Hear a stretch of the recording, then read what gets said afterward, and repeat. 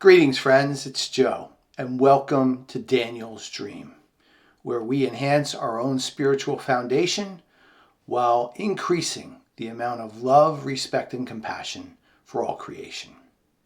Last time we were together, we spoke about why animals are a great source of inspiration for us and how they can be our teachers.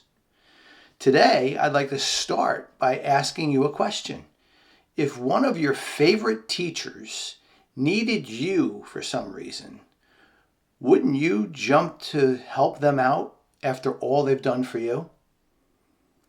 Hold that thought for a moment, because today we're going to talk about why animals need us so much. And let's start with the environment. The environment is something that many people are concerned about. Well, do you know, just a few facts I will let you know. Do you know that it takes so much water to create 1 pound of beef that you could float a destroyer in it? That's true. Do you also know that we feed 80 billion land animals for food every year, but over 1 billion people go to bed hungry? And do you realize what that 80 billion animals need for food? Wipes out forests and plants and so many things. Those are just a few facts about the environment, but what goes on in a slaughterhouse? Well, I'm not going to go into detail, but no animal goes in there willingly to give their life. It just doesn't happen. And they're treated very badly. And we can get into more of that in future videos. But for today, let's stick with the fact that there are teachers. They're helping us, and we now need to turn around and help them. In addition, Martin Luther King had many beautiful quotes. One was, "An injustice somewhere is an injustice everywhere." Yes, injustice has a way of rippling out, but so does compassion.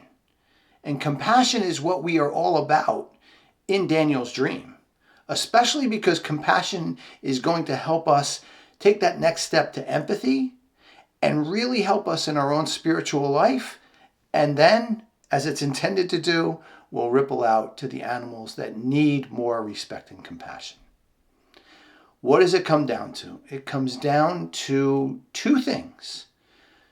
Education about what goes on in the world that sometimes is shielded from us, and making choices based on what we learn. And now let's close with the most important point of all. This is not me telling you anything to do anything to make any changes in your life. I am simply trying to be there with you. I'm running on this journey with you to improve myself as you try to improve yourself and this world.